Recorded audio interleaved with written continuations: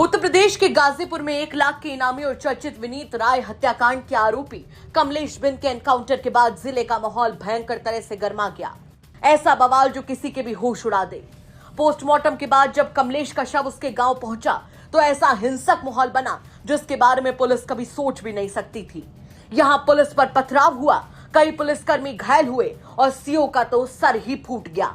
आपको बता दें कि गाजीपुर में बुधवार रात पुलिस मुठभेड़ में मारे गए 1 लाख के इनामी बदमाश कमलेश बिंद की मौत के बाद गुरुवार को उसके गांव गौसाबाद में जमकर बवाल हुआ। पोस्टमार्टम के बाद जैसे ही कमलेश का शव गांव पहुंचा, परिजनों और समर्थकों का गुस्सा फूट पड़ा। शुरुआत विरोध प्रदर्शन से हुई, लेकिन देखते ही देखते माहौल तनावपूर्ण हो गया। पुलिस पर सवाल उठने लगे, नारेबाजी तेज हुई और फिर हालात बेकाबू हो गए।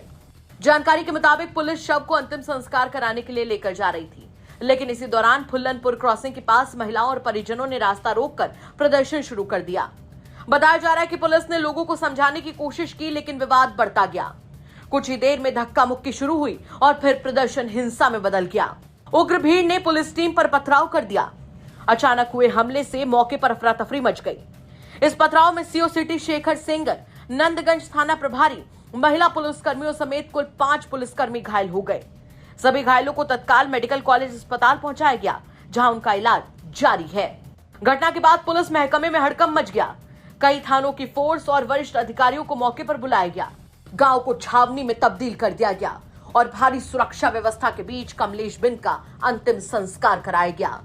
वहीं अब बवाल के बाद पुलिस पूरी तरह से एक्शन मोड में है। गाजीपुर एसपी ने साफ कहा है कि कुछ अराजक तत्वों ने सुनियोजित तरीके से माहौल बिगाड़ने की कोशिश की है। एसपी के मुताबिक प्रधानपति संजय चौधरी के उकसावे पर पुलिस पर हमला और पथराव किया गया। घटना में शामिल लोगों की पहचान की जा रही है और 60 से 70 लोगों के खिलाफ मुकदमा दर्ज करने की कार्रवाई शुरू कर दी गई है। सर, 1 लाख इनामिया को कल देर रात ढेर कर दिया गया था। आज उसका पोस्टमार्टम कराया गया था। पोस्टमार्टम के बाद उसके परिजनों को सुपुर्द किया गया। जैसे ही डेड बॉडी उसकी जो है घर पहुंची, उसके बाद बवाल मच गया। सर, क्या है पूरा मामला?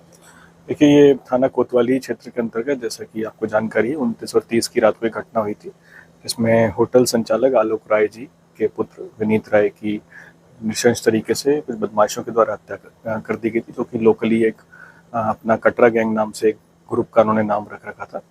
इनके विरुद्ध पूर्व में भी कार्रवाइयाँ हुई थी और इनके द्वारा एक नृशंस तरीके से घटना की गई थी, जिसमें 2 प्रमुख आरोपी शंकर पांडे एवं कमलेश चौधरी, इन पर 1-1 लाख का इनाम घोषित हुआ था। कल रात को कमलेश चौधरी की जब सूचना प्राप्त हुई थी, तो सूचना को जब डेवलप किया गया तो पुलिस वहां पहुंची। उसने पुलिस पर फायर किया, जिसमें एक सब इंस्पेक्टर घायल हुए थे। तो जब जवाबी फायर में इसके गोली लगी थी, जिसमें गंभीर रूप से घायल होने के उपरांत इसको अस्पताल लाया गया, जहाँ पर इसको डॉक्टर ने मृत डिक्लेयर किया। तो ये कार्रवाई पुलिस के द्वारा की गई थी। तो आज पोस्टमार्टम के बाद अंतिम संस्कार के लिए जब ले जाया जा रहा था घाट के लिए, तब उसमें शामिल भीड़ में शामिल कुछ अराजक तत्वों के द्वारा पथराव किया गया और जिसको तत्काल कंट्रोल किया गया मौके पर मौजूद पुलिस बल के द्वारा। इसमें मुकदमा पंजीकृत किया जा रहा है 60-70 लोगों के विरुद्ध। इसमें कुछ नामजद हैं जो हमने आइडेंटिफाई कर लिए हैं। इसमें प्रमुख रूप से संजय प्रधान का रोल सामने आ रहा है, उसके द्वारा ये करवाया गया। संजय प्रधान एवं उसके अन्य साथियों के विरुद्ध एवं अन्य जो लोग इसमें इन्वॉल्व हैं अराजक तत्व, उनके विरुद्ध मुकदमा पंजीकृत किया जा रहा है और बहुत ही जल्द इनके विरुद्ध सबके कठोर कार्रवाई की जाएगी। अराजक तत्वों का कोई भी स्थान नहीं है और लगातार उनके विरुद्ध कार्रवाइयाँ की जाती हैं और जो इस तरह से करेगा उसके विरुद्ध और भी कठोर कार्रवाई जनपद पुलिस के द्वारा अमल में लाई जाएगी और उनका उचित इलाज किया जाएगा और बहुत ही अच्छी कार्रवाई की जाएगी, जो कि एक नज़ीर बनेगी। इस प्रकरण में रासुका भी इन लोगों के विरुद्ध जो उपद्रवी हैं उनके विरुद्ध लगाई जाएगी। इस हमले में सर सीओ सिटी के साथ अन्य पुलिस सीओ सिटी को हल्की चोट लगी है, 1-2 अन्य पुलिसकर्मी हैं, उनको भी हल्की चोट आई है। कोई गंभीर घायल नहीं है, सभी लोग ठीक हैं, उनका उपचार चल रहा है और दोषियों के विरुद्ध हम जल्दी ही कठोर कार्रवाई करेंगे। एसपी ने भी साफ कर दिया कि कानून व्यवस्था से खिलवाड़ करने वालों को किसी कीमत पर बख्शा नहीं जाएगा। जरूरत पड़ने पर एनएसए के तहत भी कार्रवाई की जा सकती है। यानी अब सिर्फ पथराव का मुकदमा ही नहीं, बल्कि आरोपियों पर कड़ी कानूनी कार्रवाई की तलवार भी लटक रही है।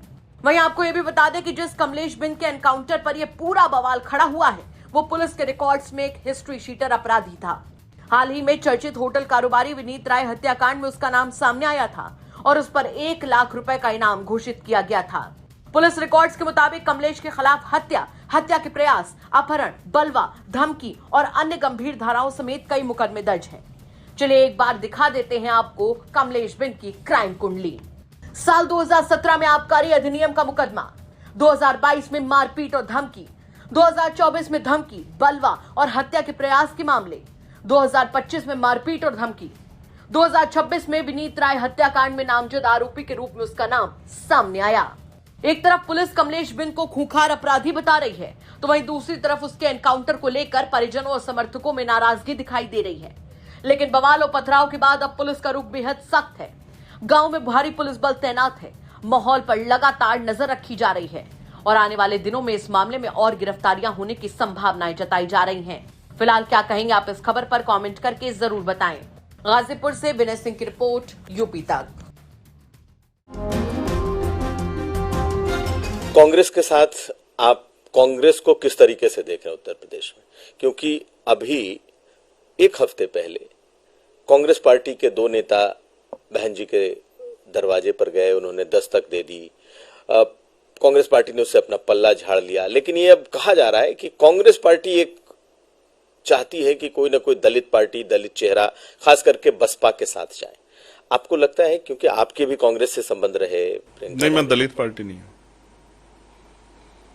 मैं दलित पार्टी नहीं हूं। बीएसपी के लिए आप ऐसा कहना चाहते तो उनके नेताओं के सामने कहना, शायद वो जवाब आपको दे सकें।